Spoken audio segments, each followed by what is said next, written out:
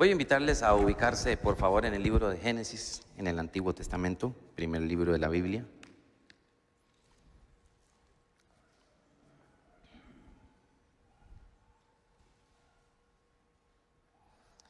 Bienvenidos todos, cada uno, cada una de ustedes a este espacio. Una vez más recordamos el nombre de Doña María, de Cinia, de Gil, de Dana y de Sam, que nos están acompañando el día de hoy, nos están visitando y queremos darles una bienvenida con un aplauso, por favor. Gracias a Dios por la presencia de cada uno de ustedes acá en esta mañana y gracias a Dios por los hermanos y hermanas que nos están acompañando a través de la transmisión también. Esperamos que este tiempo sea un tiempo de bendición para todos nosotros. El culto es un espacio para adorar y bendecir el nombre del Señor, para entregarle al Señor nuestra alabanza, nuestra adoración, nuestro reconocimiento de quién es Él y de lo que Él ha hecho en nuestras vidas. Es un espacio para depender de Dios también, es un espacio para renovar nuestras fuerzas en Él y para recordar que en esta vida sin Dios no somos nada. Y es un espacio también para abrir nuestro corazón y oír la voz de Dios, para que Dios hable a nuestras vidas y nos enseñe su voluntad y que nuestra vida se sintonice con esa perfecta voluntad de Dios. Hemos estado compartiendo un poco acerca del libro de Génesis durante varios domingos atrás. Nos hemos estado acercando a algunas historias en el libro de Génesis. Quizás no de la manera tradicional, no de la manera, digamos, acostumbrada. He tratado de que nos acerquemos más al libro de Génesis, tratando de comprender su sentido.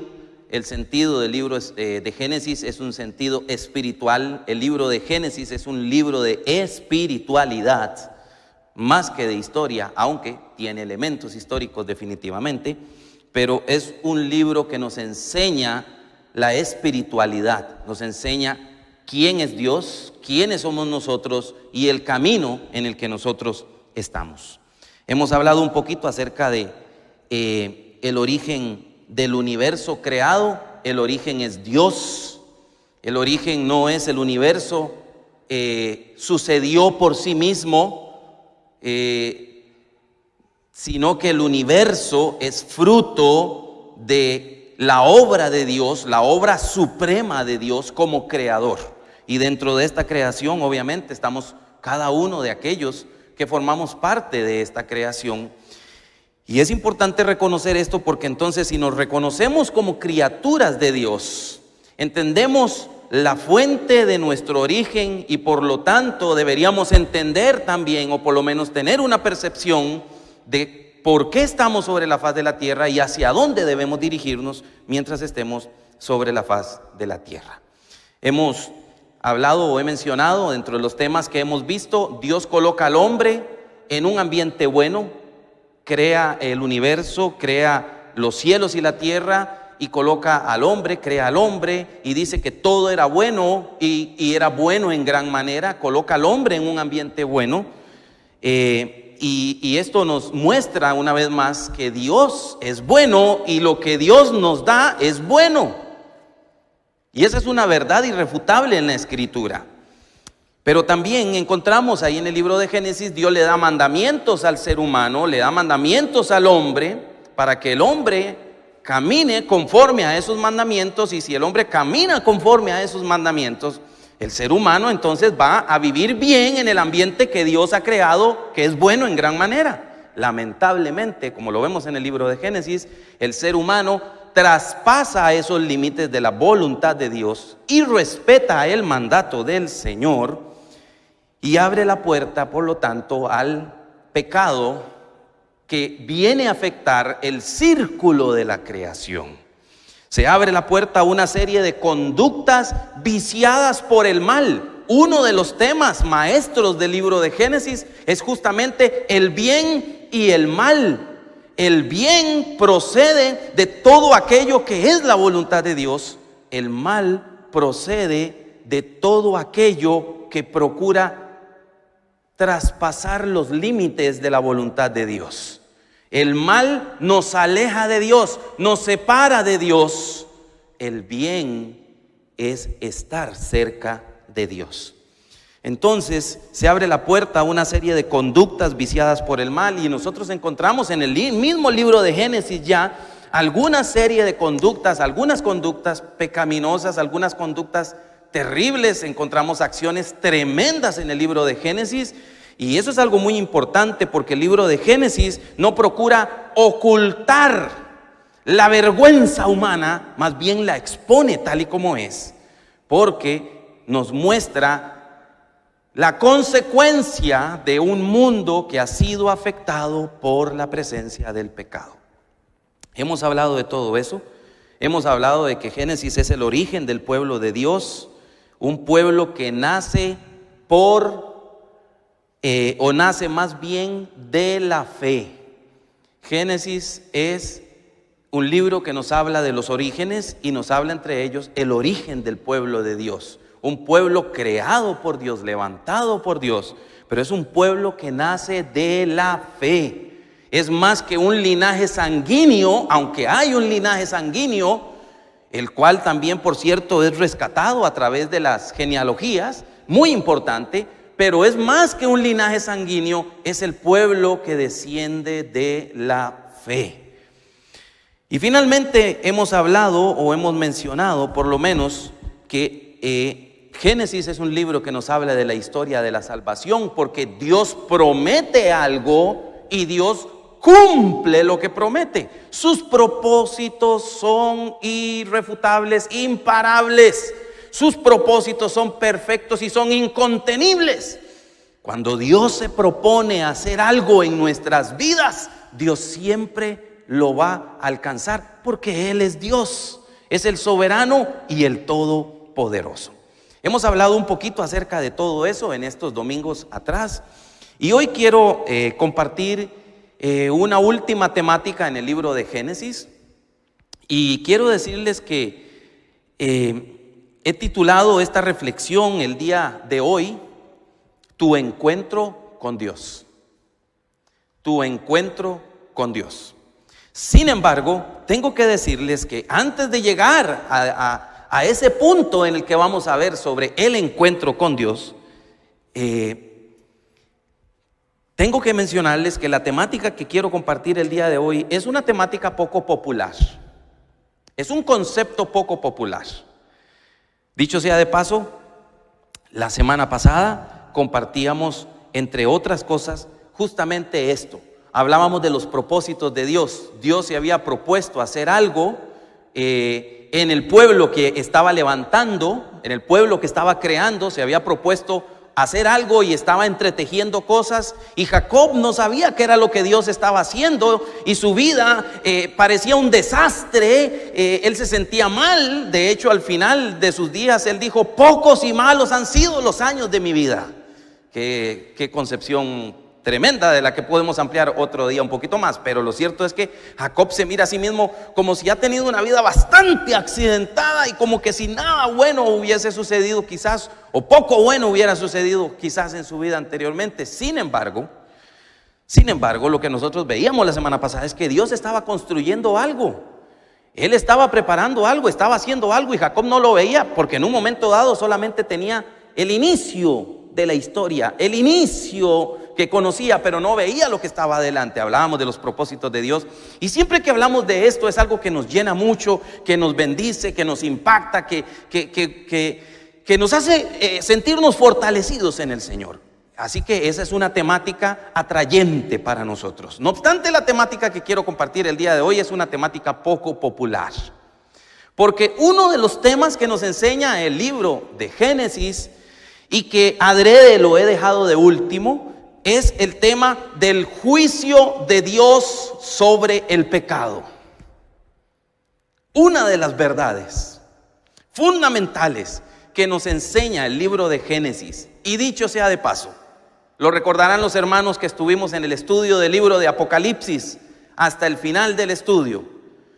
Apocalipsis justamente termina mencionándonos esta verdad, o ampliándonos esta verdad. Gracias, preciosa mía. Claro que sí. Te quiero.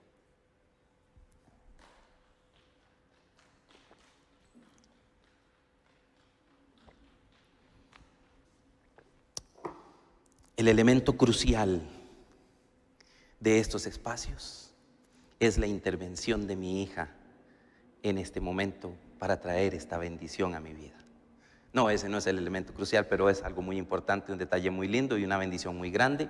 Ver a mi hija sirviéndole a Dios, bendiciendo a su padre con el tecito que trae en estos momentos. La gente se ha preguntado y algunos me han dicho qué es lo que usted toma cuando está predicando, ¿verdad? Porque les llama la atención esta costumbre que he adquirido, que mi esposa me ha educado en este particular.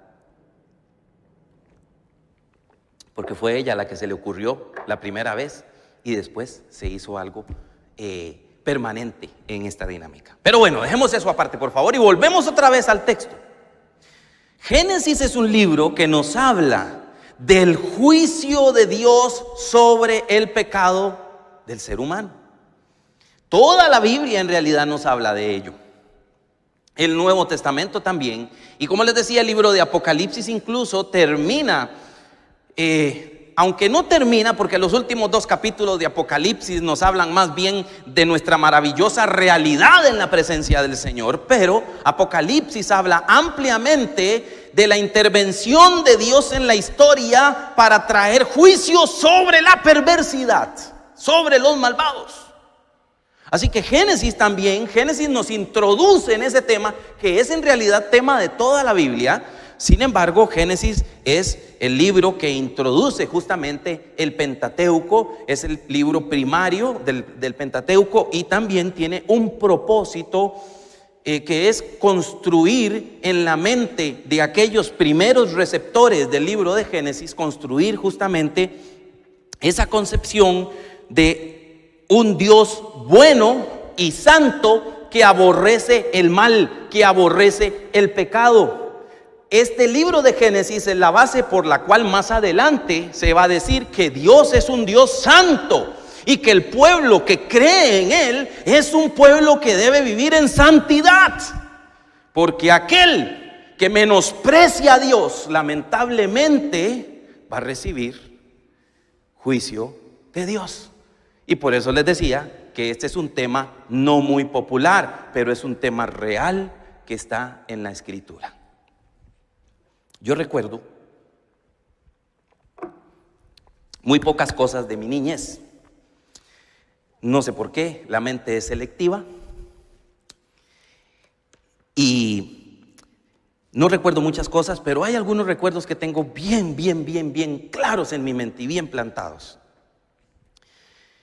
Y siempre que pienso en esta temática, yo recuerdo aquella ocasión cuando yo era niño, tenía yo 8 años tal vez de edad aproximadamente.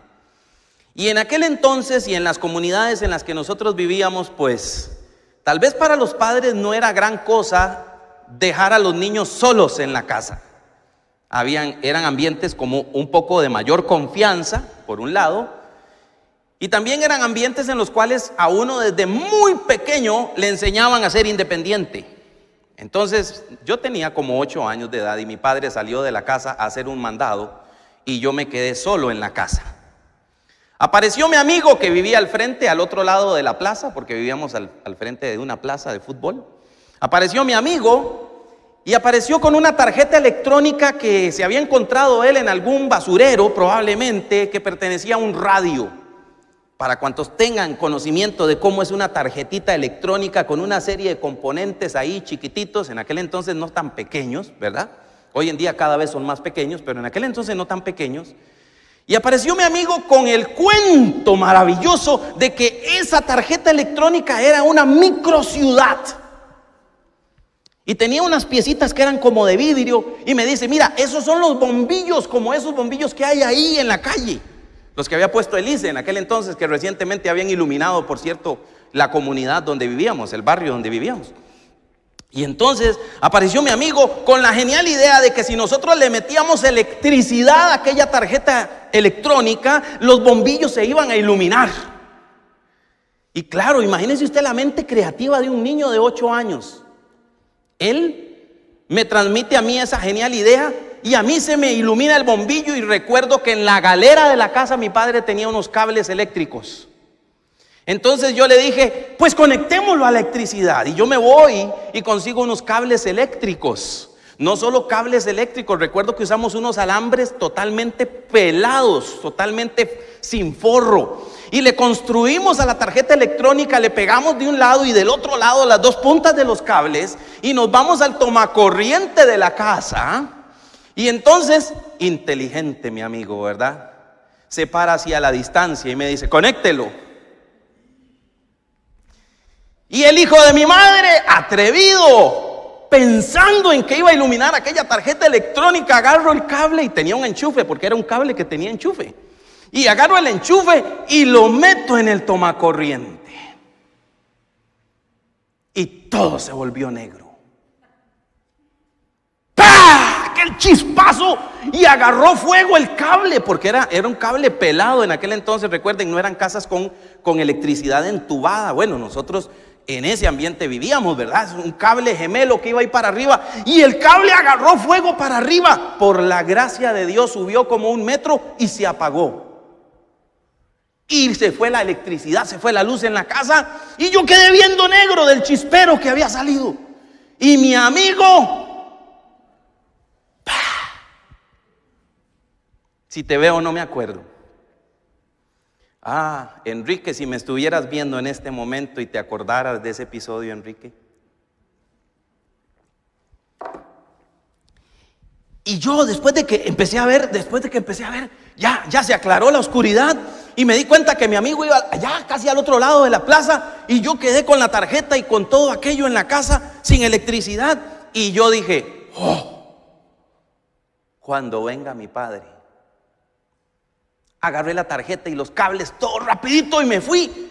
Vivíamos en una de esas casas antiguas, ¿verdad? De madera, toda la casa de madera. Así que el piso era construido sobre unos horcones, sobre unos barrotes, digamos, de concreto que elevaban la casa como 50 centímetros del suelo. Y entonces debajo del piso había un espacio para guardar cosas. Ahí mi padre guardaba madera y guardaba chunches viejos y demás. Y yo me fui por el frente de la casa, por allá por el corredor, me di la vuelta y metí debajo del piso, y no había pasado nada. Cuando llegó mi padre, pregunta, qué raro, no hay electricidad. Y me pregunta, ¿pasó algo? No, papá. No. Qué raro. Y se fue a buscar al electricista del barrio, un hombre que conocía algo de electricidad. Se vino, cambiaron el fuse, el fusible, y se encontraron el chicharrón que había quedado en el tomacorriente. Pero algo pasó aquí. No, papi, no pasó nada. ¿Pero qué pasó aquí? No, yo no sé. Ya se reparó la instalación eléctrica y pasaron los días, y se fue un día mi padre a buscar una madera debajo del piso, y se encontró la tarjeta, chicharronada la tarjeta. Y yo nada más escuché, ¡Junior! Y ya yo sabía lo que seguía. Puntos suspensivos. No recuerdo honestamente si me castigó, si me disciplinó o no, ya no me acuerdo de eso. El único episodio que para mí es dramático de esta historia, de esta anécdota real de mi vida, fue ese sentimiento de pavor, porque yo sabía que había hecho algo mal, una travesura realmente, pero era algo que estaba mal hecho. Y lo peor de todo, que luego no tuve el valor de enfrentarlo, sino que lo oculté debajo del piso. Me escondí de mis acciones. Y era el sentimiento, esa expectativa de que en cualquier momento iba a ser confrontado con la realidad. Nosotros, cuando nos acercamos al libro de Génesis, nos encontramos ya desde el mismo relato del Edén, justamente, encontramos al ser humano traspasando la voluntad del Señor. Y cuando Dios se acerca al hombre y trata de dialogar con él, El hombre no quiere reconocer sus actos. La mujer que tú me diste, ¿recuerdan? El ser humano no quiere reconocer sus actos, no quiere confrontarse a una disciplina, a un juicio, a una sanción por lo que ha hecho mal. Y ya desde el libro de Génesis, en el relato del Edén, Génesis capítulo 3, nosotros encontramos el juicio de Dios sobre el ser humano. Y en Génesis 3:14 nosotros leemos y allí dice: por cuanto esto hiciste. En este caso, Dios juzga primero a la serpiente en la historia del Edén. Dios juzga primero a la serpiente y le dice: por cuanto esto hiciste, maldita serás entre todas las bestias, sobre tu pecho andarás y polvo comerás. Génesis 3:14 y versos siguientes, el juicio de Dios sobre la serpiente. Dios juzga a la mujer y en el capítulo 3, verso 16 le dice: multiplicaré en gran manera los dolores en tus preñeces. Con dolor darás a luz a tus hijos. Y acabamos de leer en nuestro espacio de lectura bíblica un caso fuerte de un alumbramiento que incluso se llevó la vida de la mujer que estaba dando a luz. En Génesis 3:17 Dios juzga al hombre y le dice: maldita será por tu causa, por tus acciones, maldita será la tierra, con dolor comerás de ella todos los días de tu vida. Génesis capítulo 3 nos muestra en la historia del Edén el juicio de Dios sobre el pecado. En la historia de Caín, Dios juzga a Caín, capítulo 4, versículo 11 y versículo 12, dice: maldito serás tú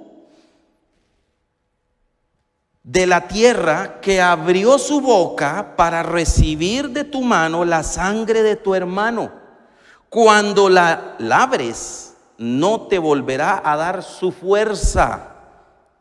Y le dice: errante y extranjero serás en la tierra. Errante y extranjero serás en la tierra.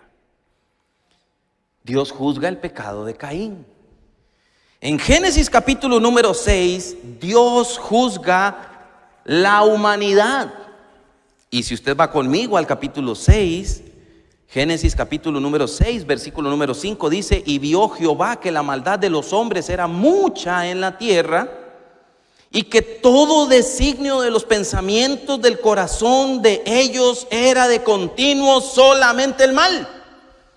Y se arrepintió Dios de haber hecho al hombre en la tierra, y le dolió en su corazón, y dijo Jehová: raeré de sobre la faz de la tierra los hombres que he creado, desde el hombre hasta la bestia y hasta el reptil y las aves del cielo, pues me arrepiento de haberlos hecho. Pero no hallé yo gracia ante los ojos de Dios.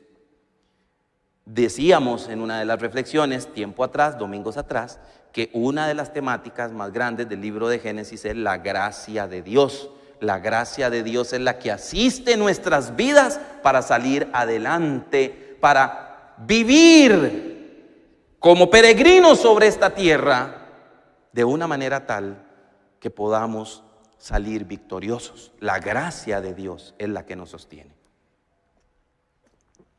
Pero volviendo al tema del juicio de Dios, Dios juzga aquí a toda la humanidad porque el pensamiento de ellos era de continuo el mal.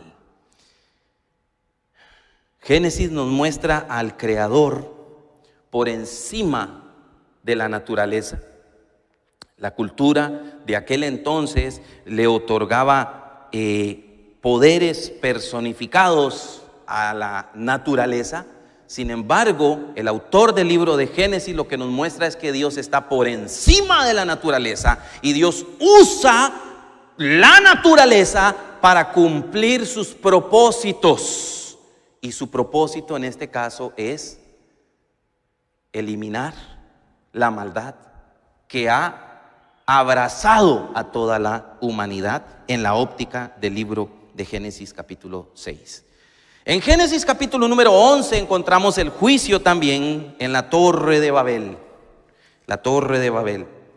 Génesis capítulo número 11, Dios juzga aquí la intención humana de construir un camino al cielo por sus propios medios.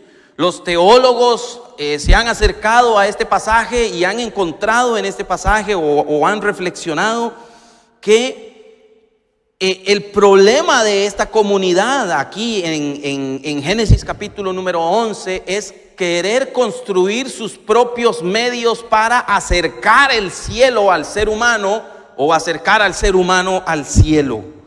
Posiblemente está aquí presente la figura del Sigurat, templo que se edificaba en lo alto de una torre para que los dioses descendieran y dieran su bendición al pueblo que edificaba este tipo de torres.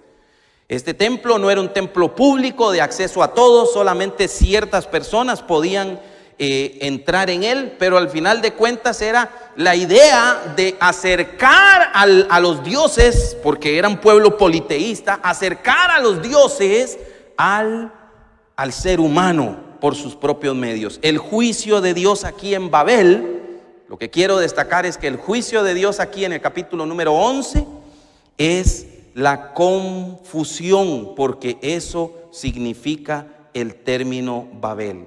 Capítulo 11, versículo número 9, por eso fue llamado el nombre de ella Babel, porque allí confundió Jehová el lenguaje de toda la tierra. Y finalmente, para acabar con este pequeño recorrido por el libro de Génesis, capítulo número 19, Génesis 19, donde Dios juzga las ciudades de la llanura. Siempre reconocemos este juicio como el juicio sobre Sodoma y Gomorra, pero en realidad era un juicio sobre las ciudades de la llanura, y Sodoma y Gomorra pues llevaban, por decirlo así, la preponderancia en cuanto a su maldad. ¿Y cuál era el problema aquí? Dios juzga estas ciudades destruyéndolas por medio del fuego, porque el clamor de ellos ha subido de punto delante de Jehová, dice el texto. El versículo número 13, Génesis 19, 13 dice: porque vamos a destruir este lugar por cuanto el clamor contra ellos ha subido de punto delante de Jehová. Y eso lo que nos muestra es que el Señor, como que, vamos a decirlo así, había dado algún espacio para que la conducta pecaminosa que se estaba dando allí tuviese algún camino hacia la compostura, pero como no hubo, más bien creció y creció y creció la maldad. Entonces el Señor dijo: aquí no queda otra más que eliminar ese tipo de conducta, y la única forma era a través de un juicio divino. Así lo determinó Dios en este momento. Pero ¿qué es lo que nos muestra entonces todo esto?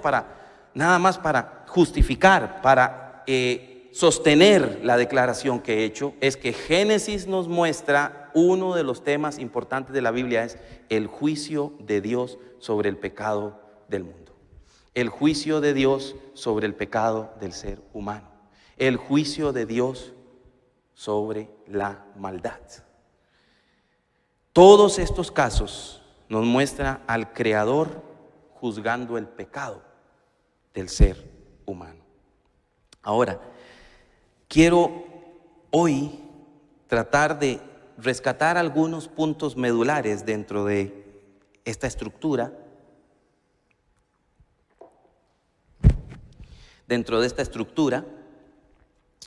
Y estos puntos medulares tienen que ver con lo siguiente. En el Edén, en el relato del Edén, el pecado queda debidamente definido.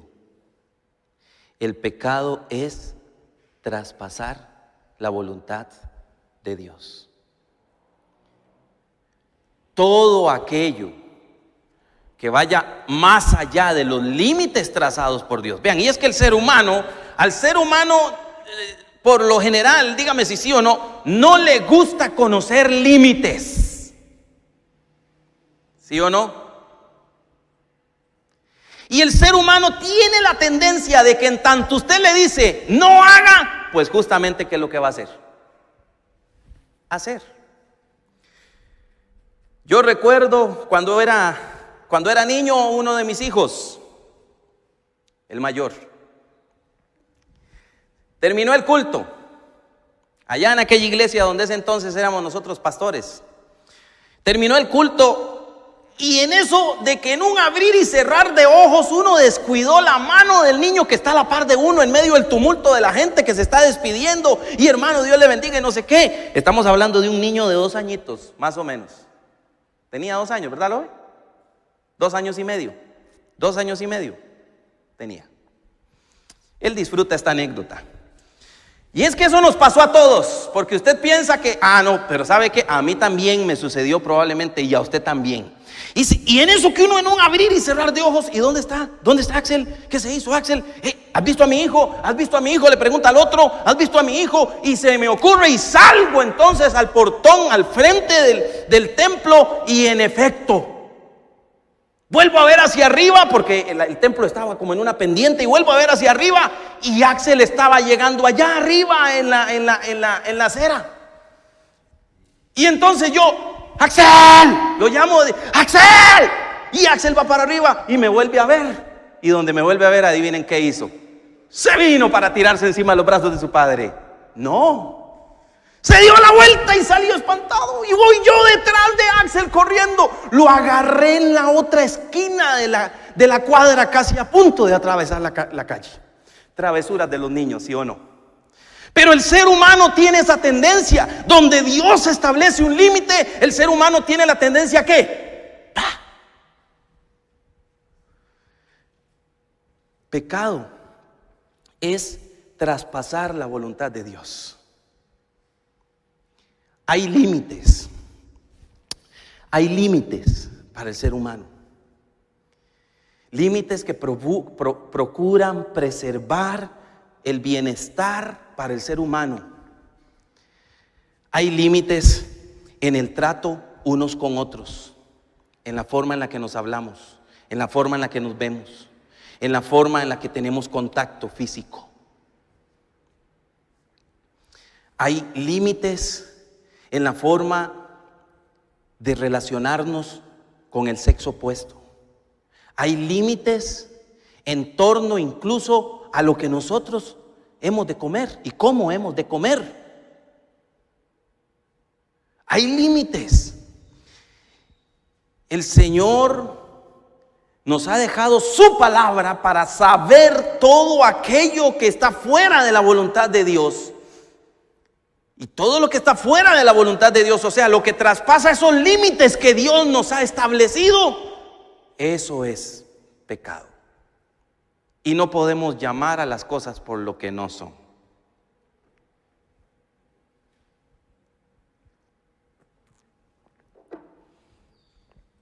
Así que el pecado queda debidamente definido en el libro de Génesis, en el relato del Edén. Pero otro detalle importante que quiero destacar: el pecado es traspasar la voluntad de Dios. En la historia de Caín, el pecado entierra sus raíces en la falta de arrepentimiento de Caín. Capítulo número 4, cuando Dios confronta a Caín, Caín tiene la oportunidad. Porque Caín está pensando lo que él quiere hacer con su hermano, pero Dios lo confronta y él tiene la oportunidad de cambiar, pero no. A pesar de que Dios le habla y le da la oportunidad de escoger el camino bueno, Caín no se arrepiente de su pensamiento perverso y consuma su agresión contra su hermano. Entonces, aquí el pecado entierra sus raíces en la falta de arrepentimiento. Y dice la Escritura: el que encubre sus pecados no prosperará, pero el que los confiesa y se aparta alcanzará misericordia.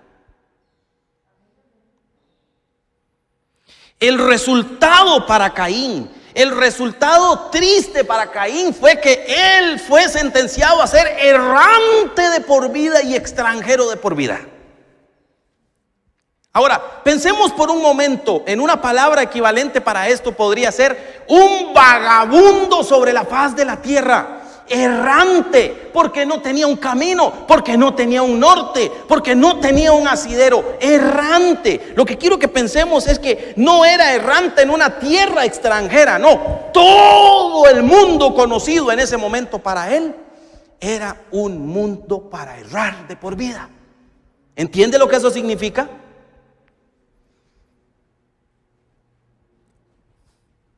Extraviado. Es que una cosa es ser extranjero.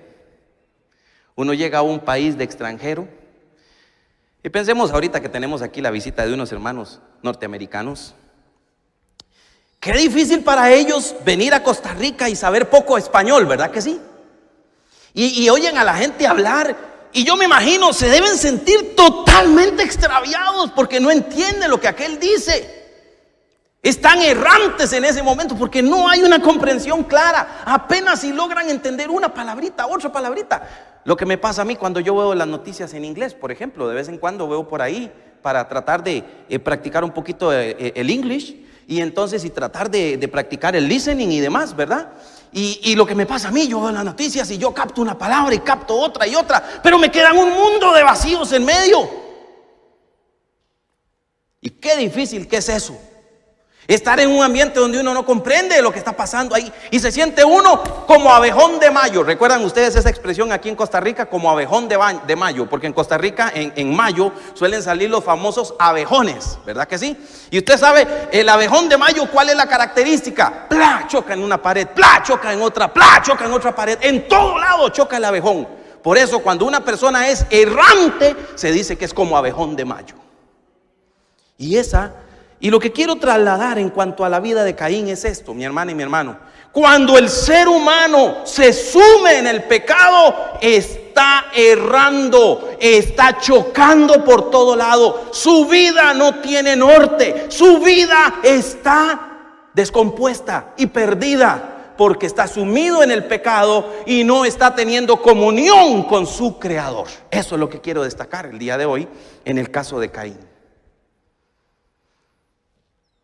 El otro caso, en Génesis capítulo número 6, el pecado encuentra su trono.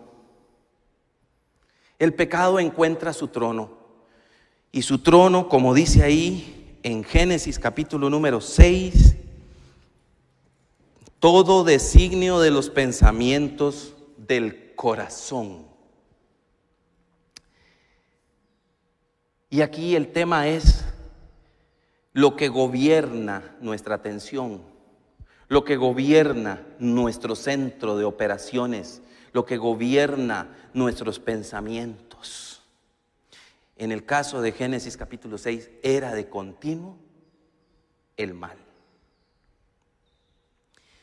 Y dice el texto que le dolió a Dios esta actitud del ser humano, esta entrega del ser humano al mal.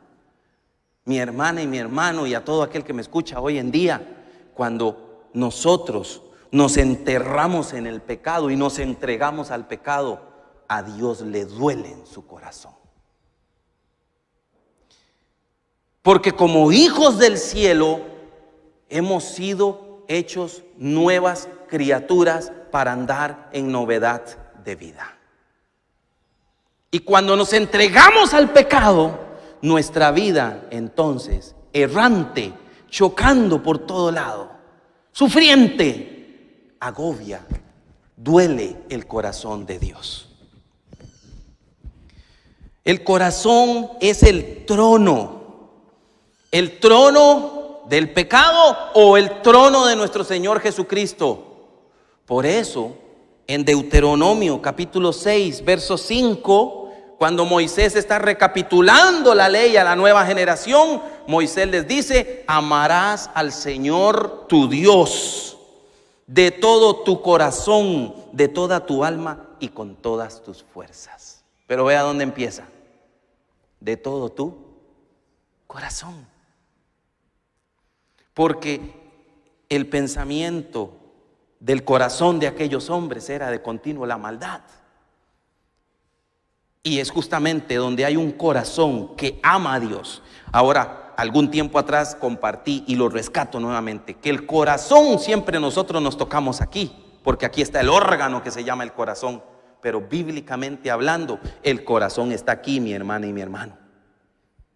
El corazón es donde nosotros tenemos nuestra lucha espiritual, es donde tomamos las decisiones de amar a Dios sobre todas las cosas o de entregarnos al pecado, a ese animal. ¿Recuerdan ustedes ese tema que una vez compartí con ustedes aquí en Génesis? Cuídate de ese animal que se llama pecado, que quiere destrozar nuestra vida y arruinarnos y hacernos hombres y mujeres errantes, chocando por aquí, chocando por allá, sin un norte. Mi hermana y mi hermano, y a todo el que me escucha, nuestro norte es Cristo. Es a Él y solo a Él a quien debemos entregarle el señorío de nuestro corazón, de nuestros pensamientos, de nuestra vida por completo. Y otro elemento que quiero destacar en Génesis capítulo número 11 es el juicio en la torre de Babel, que por cierto, este capítulo 11 es el cierre de la primera sección del libro de Génesis. ¿Recuerdan cuando empezamos estas reflexiones en Génesis, que les dije que íbamos a estudiar a Génesis visto desde una óptica bipartita? La primera sección, la segunda sección. Esta primera sección pues justamente cierra con este relato. Y el juicio sobre Babel muestra la humanidad en el estado que ha permanecido hasta el día de hoy, fruto del pecado. Y su resultado, el resultado del pecado, ¿cuál es? Confusión.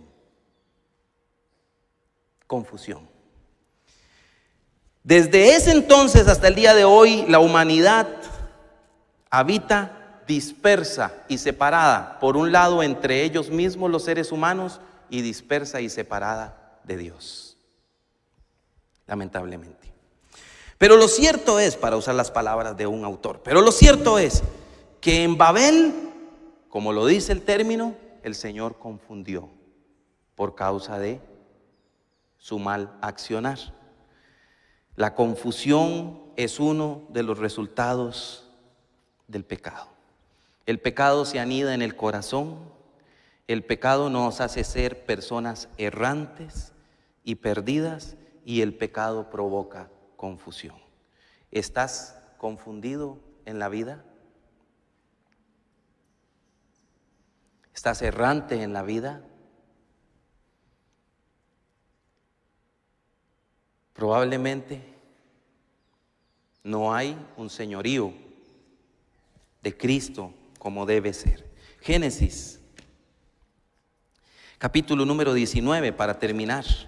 El pecado llegó al colmo. Génesis 19 nos muestra una vez más que fue justamente porque había gente que clamaba por la maldad que estaba sucediendo en aquellas ciudades. Y el clamor era tanto y tanto que nos presenta el autor de Génesis esta figura de al Señor escuchando el clamor, y dice que desciende Él para ver entonces qué es lo que está pasando. Y cuando desciende y encuentra lo que está sucediendo, definitivamente dice: no hay nada que hacer. Y lo que quiero que pensemos es el pecado desbordado cuando llega al colmo. Vean, una de las cosas que nos muestra la Escritura es la gracia de Dios que extiende su tiempo al ser humano.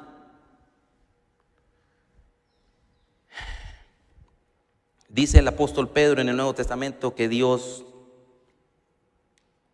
no ha retrasado su promesa ni la tiene por tardanza, pero dice, sino que Él es paciente, esperando que procedan al arrepentimiento.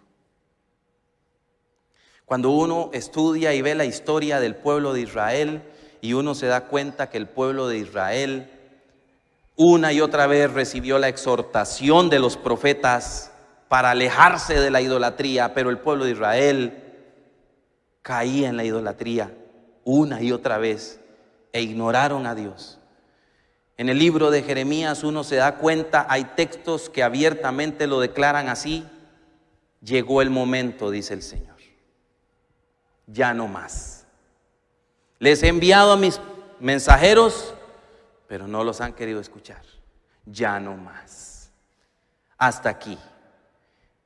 Y justamente de lo que profetiza Jeremías es del cautiverio babilónico que va a venir sobre el pueblo de Dios. ¿Por qué? Porque llega un momento en que no hay más espacio.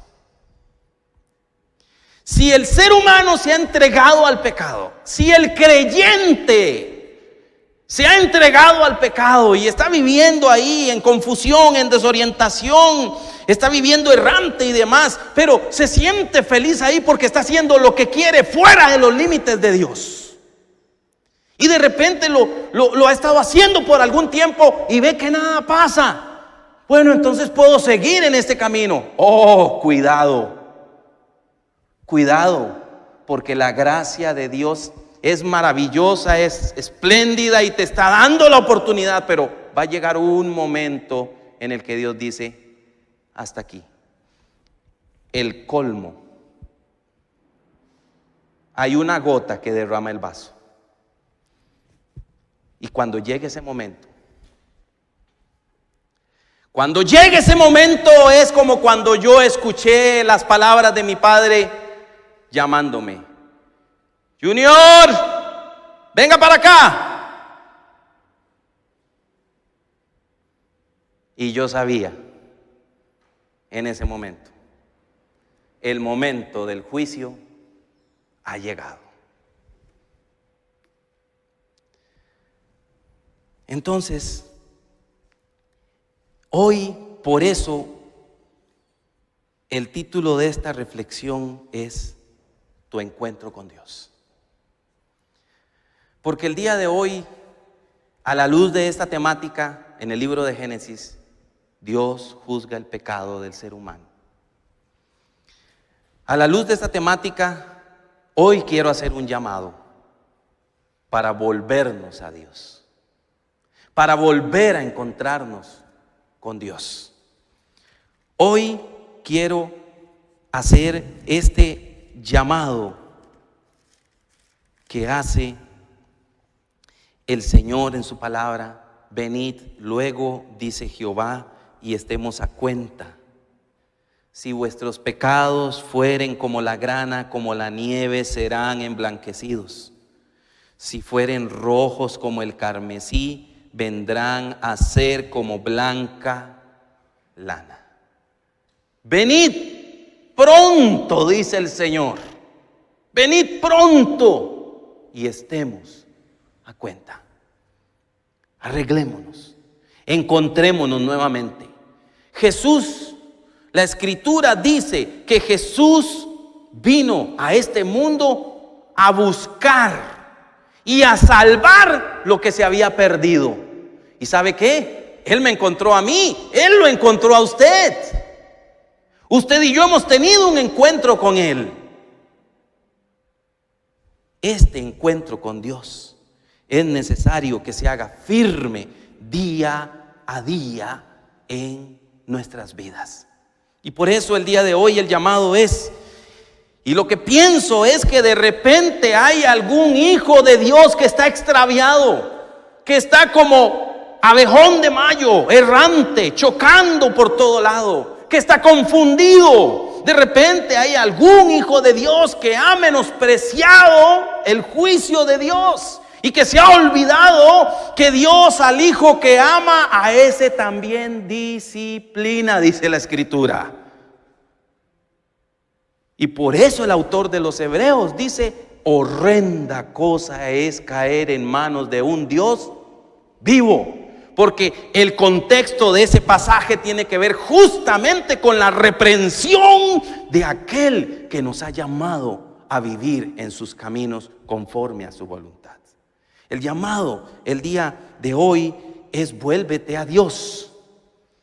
Ten un encuentro con Dios. Tengamos un encuentro con Dios nuevamente y acerquemos nuestras vidas a aquel que es nuestro Señor.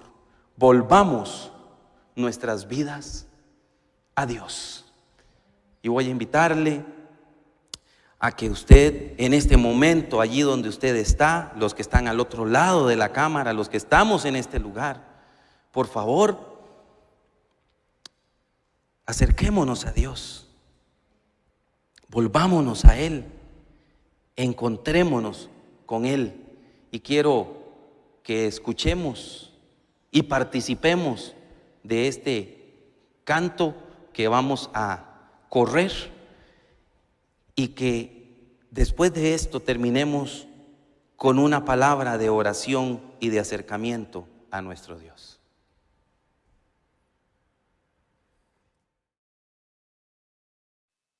Por mi Dios, que este tiempo, este espacio, este momento sirva, oh Dios, para llegar a un arrepentimiento en nuestras vidas, para escuchar tu voz, oh Dios, y para volvernos a ti, para volver a encontrarnos contigo.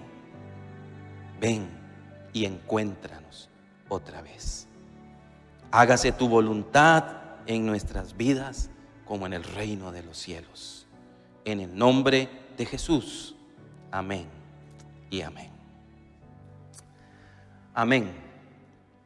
Dios les bendiga, mis hermanas y mis hermanos. Feliz tarde, feliz semana, y que la gracia de Dios siga acompañando sus vidas hoy y siempre. Amén.